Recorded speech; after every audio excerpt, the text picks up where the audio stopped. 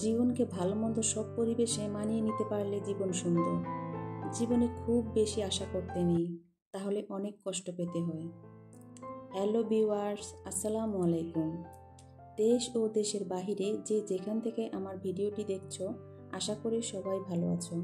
আলহামদুলিল্লাহ, আমিও অনেক ভালো আছি।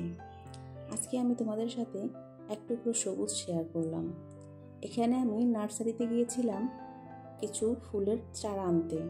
ওখানে আমি কিছুটা ভিডিও করেছি। এই অভ্যাসটা আমার ইউটিউবে ভিডিও দেওয়ার আগে থেকেই ছিল। ভালো কিছু দেখলে আমি ভিডিও করে রাখতাম, পরে বাসায় এসে এই ভিডিওগুলো আমি আবার দেখতাম। আজকেও আমি সেইরূপই করেছি, আর এই ভিডিওটা সুন্দর লেগেছে আমার কাছে খুব, তাই আমি তোমাদের সাথে শেয়ার করলাম।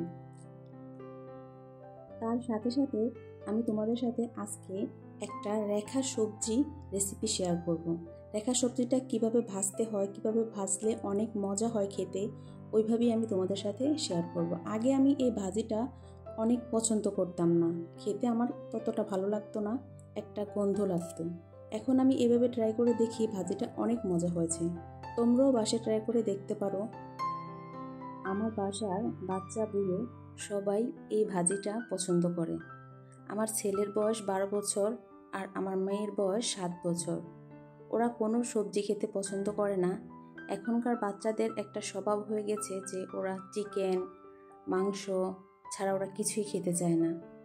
তাই ওদের বিভিন্নভাবে সবজি খাওয়ার ট্রাই করে থাকি মাঝে মাঝে। এই ভাজিটা করে খাইয়ে দেখেছি যে ওরা খেতে অনেক ভালোবাসে, তাই সবাই পছন্দ করে, অনেক মজা করে এই ভাজিটা আমার ঘরে খেয়ে থাকে। এখন তোমরা দেখেছো যে আমি রেখা সবজিটা সুন্দরভাবে পরিষ্কার করে নিয়েছি। এখন এটাকে যে কোনো শেপে কুচি কুচি করে কেটে নেব।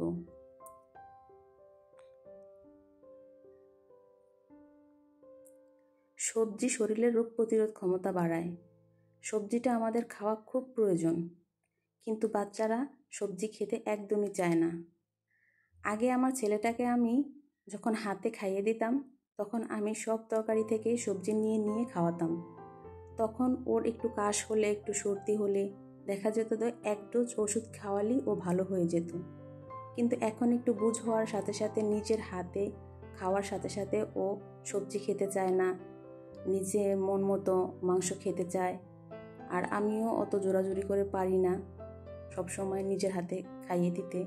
এখন দেখি যে একটু সর্দি লাগলে, একটু কাশ হলে 1 মাস 1.5 মাস পার হয়ে যায়, ভালো হয় না। বাচ্চাদের জন্য প্রায় বাসায় বিভিন্ন সবজির বিভিন্ন রেসিপি ট্রাই করে থাকি, যে কোনোভাবেই কি বাচ্চাদেরকে একটু খাওয়ানো যায় কি না।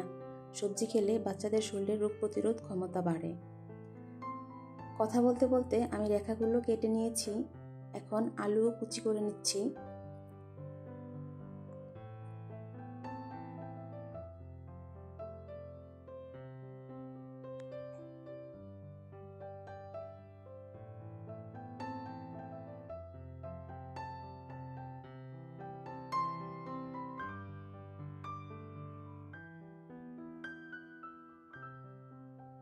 আলুগুলা কুচি করা হয়ে গেছে।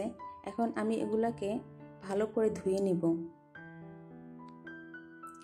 ধুয়ে পানি ঝরাতে দেব।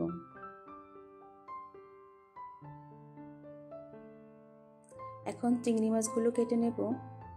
দেখা যায় চিংড়ি মাছের ভিতরে পিঠে একটা কালো ময়লা সুতা থাকে, ওটা ফেলে দিয়ে সুন্দরভাবে চিংড়ি মাছগুলো কেটে নিয়েছি। এখন একটা কড়াইয়ে দিব কুচি করে রাখা রেখাগুলা, দিব একটু পানি, দিব 1/2 চামচ হলুদ গুঁড়া, পরিমাণ মতো লবণ। এখন হালকা আঁচে ভাজিগুলা ঢেকে রাখবো। ঢাকনা উঠিয়ে আবার নেড়ে চেড়ে দেব।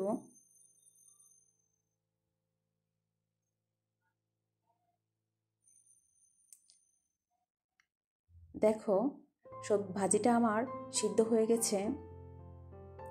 এখন একটা ফ্রাই প্যানে দিব তেল। তেলে দিয়ে দেব চিংড়ি মাছগুলো, সামান্য একটু লবণ।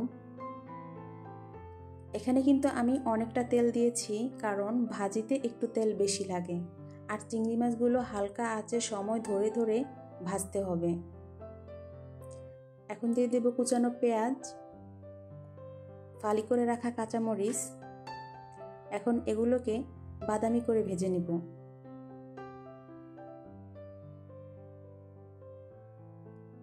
ভাজা হয়ে গেছে। এখন এখানে আমি আগে থেকে সিদ্ধ করে রাখা রেখা আর আলু ভাজিটা দিয়ে দেব।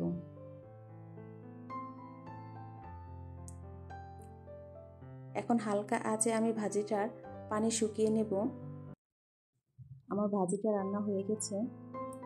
এখন আমি এই ভিডিওটা শেয়ার করলাম। আমি রাত্রে বাজারে গিয়েছিলাম একটা ছুরি আর কিছু হার্ডওয়্যারের জিনিস কেনার জন্য।